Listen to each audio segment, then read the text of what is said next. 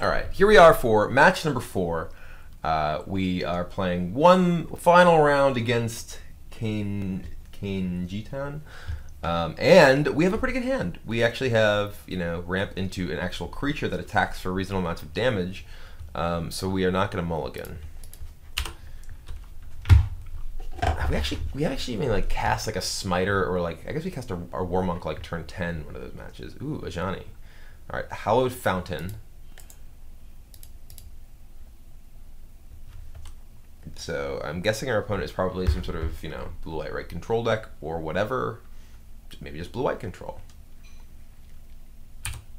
All right, we're just gonna cast Smiter and laugh at our opponent's Manly Remand. Haha! And hope he passes us so they can cast Ajani. Oh god, a Tectonic Edge. This can't be good for me. Kitchen Finks. Okay. All right. Well, we will start with Tide Hollow Sculler. What you got over there? I haven't really been impressed by this card. It has felt underwhelming in the scenarios where I really care about the disruption, and not a particularly good attacker. Even that game, where we scullered our opponent's Emrakul, we just, because it wasn't. I mean, we would have lost that game if we didn't. But I mean, I guess that actually was a scenario where it performed very well. But we lost because we didn't have any additional pressure.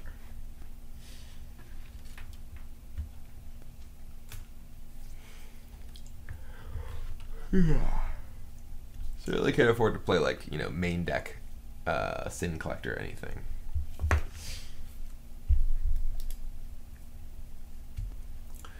All right, come on, opponent. You were playing so swiftly for a while.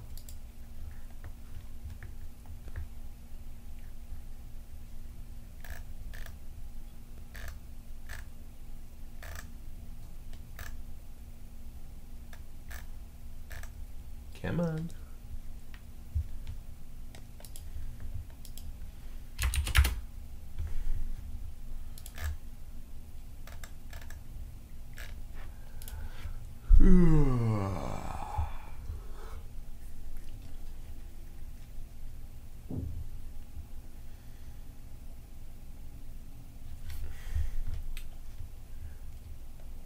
Come on, man. Just trying to cast a skull over here.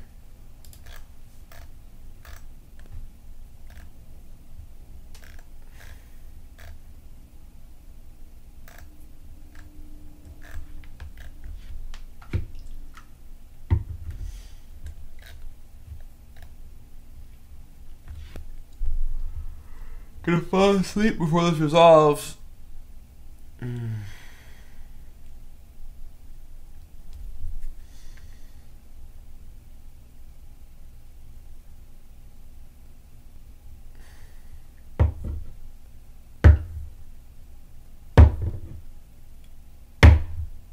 Well, one of the advantages of the tournament practice room is that I could just, this guy just disconnects, just concede the match and find a new one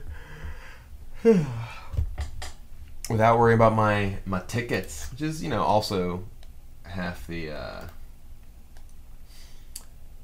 problem of playing the tournament practice room, because someone can just be like, oh well, I'm not playing for anything, I can just leave in the middle of this if whatever happens.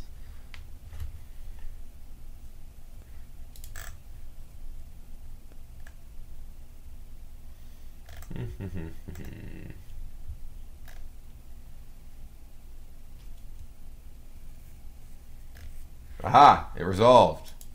Yes, finally. All right, so Angel, he has a cryptic command he's really far from casting. I think I just want to take his Kitchen Finks. I'm aware that he has Spell Snare, so I can play around it. So Angel, Snare, Cryptic. We're just going to take that Finks. We're going to play a Hierarch and attack him for 5.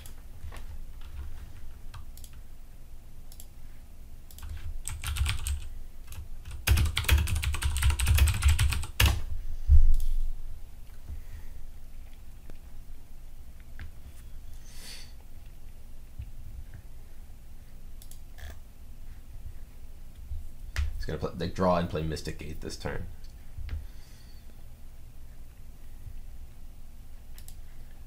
Alright, well, I can play a Ajani. Or I can just play Lightning Angel.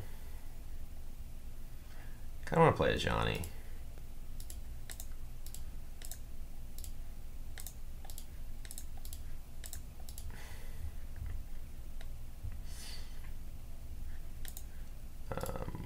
Plus, like this, make a 4/4 and a 5/5.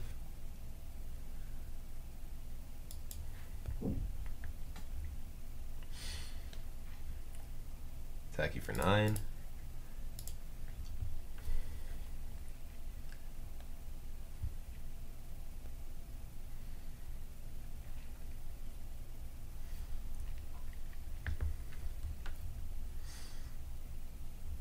If he's a land, he can attack Ajani down to 3, or he's just dead. Alright, well that wasn't super interesting because I wouldn't really have anything.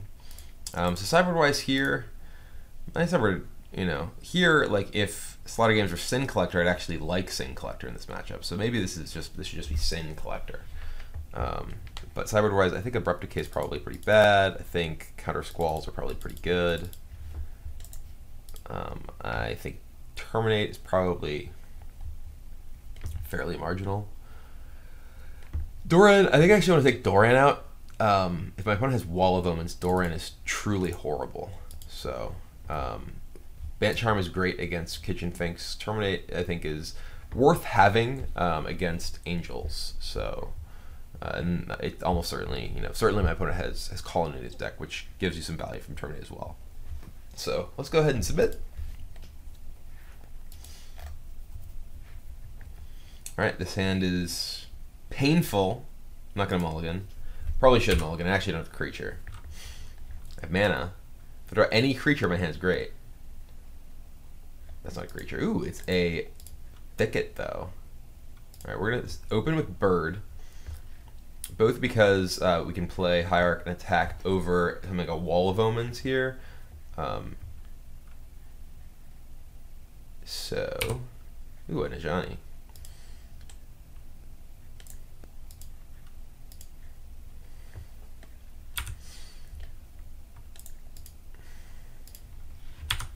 Alright, well, I hope he casts Kitchen Finks, and I can play Ajani.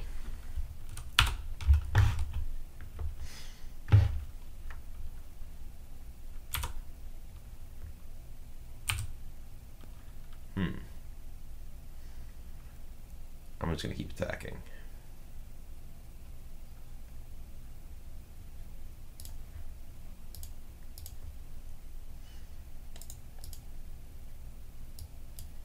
I actually can't cast 2 Counter Squalls right now because I have that Razorfish Thicket. But I want to be able to potentially cast Ajani with Counter Squall back up here.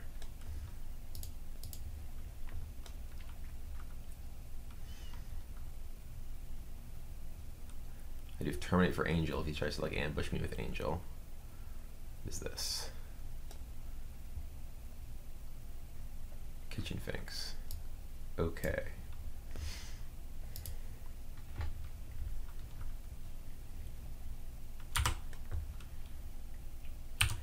Alright, well we have Ajani. White.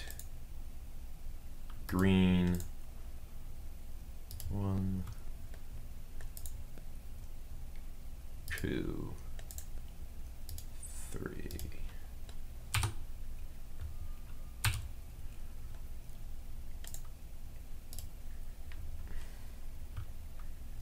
I will take Lightning Angel. Maybe I should have taken something cheaper so I could protect it with multiple Counter Squalls.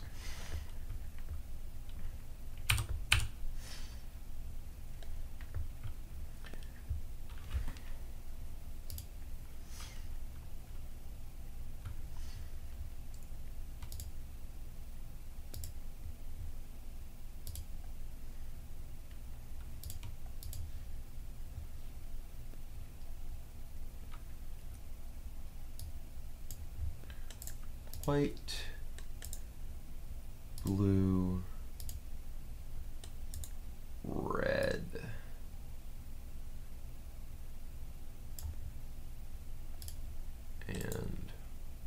1 Lightning Angel.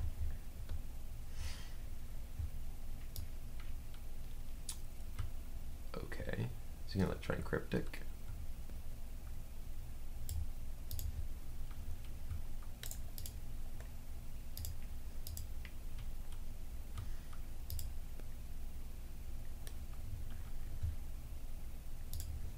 Or Angel. Plus. Take another Angel. Go Ajani, go. He's just gonna Wrath me? It's not gonna work well with Ajani though. I still have Ajani. Look at how powerful this card is. This card is so powerful. Every turn. I'll counter Squall that.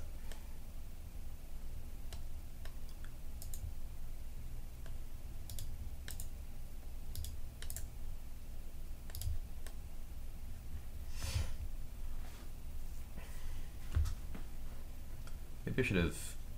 No, I could have kept my bird untapped, so I could block with bird if he countered that back. No, he just conceded. So there you have it. Ajani is the greatest card in the history of Modern. You cannot beat it if you are playing any deck, really. But I mean, overall, I mean, this deck clearly has problems. The mana can be kind of shaky. You know, you're playing a 30 mana source deck that, you know, isn't even necessarily able to cast its spells on time. I mean, Ajani is in the deck for exactly that reason, in that it gives you, you know, the ability to refill when, you know, you're playing a deck that clearly has a lot of mana sources and clearly is potentially prone to flooding out.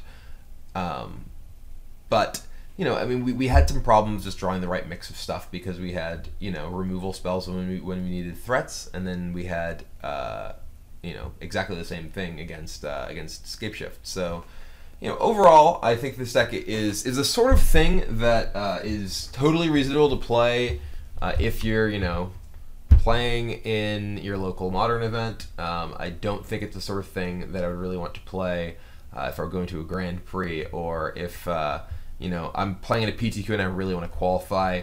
Maybe not there, but I do think it has a lot of potential to be a deck that is good enough that it's fun to play, even in a competitive environment. And you know, who knows? Maybe there's a creature selection out there that I haven't tried yet that gives you more game, or maybe just, you know, a removal selection. Like for instance, like this deck can just play Lightning Bolt. They can play Path to Exile or Dismember or something. Probably not Dismember. You probably take way too much damage from your Cities of Brass. But you know, right now, like I'm just playing all these, you know, all these gold cards. But one of the things about doing that is that you don't have, you know, a lot of the most efficient cards in the game, because there aren't really that many gold cards that cost 1, other than, you know, Deathrite Shaman, because that's reasonable. But anyway, you know, you could easily play like Lightning Bolt or Path or things like that in this deck. To have more efficient tools for a lot of different matchups. But overall, you know, I think that it's a deck that is totally worth experimenting with and totally worth giving a shot yourself if it's your thing. If you like creatures, like I like creatures, you like gold, like, you know, cash for gold places like gold. I don't know, but anyway. Anyway, it's been fun. I'm probably going to back off playing this deck on too many more videos because, you know, I can only take so much losing, and I want to play a deck that probably has a better chance to win. So anyway, thanks for watching, and I'll see you next time with a totally different brew.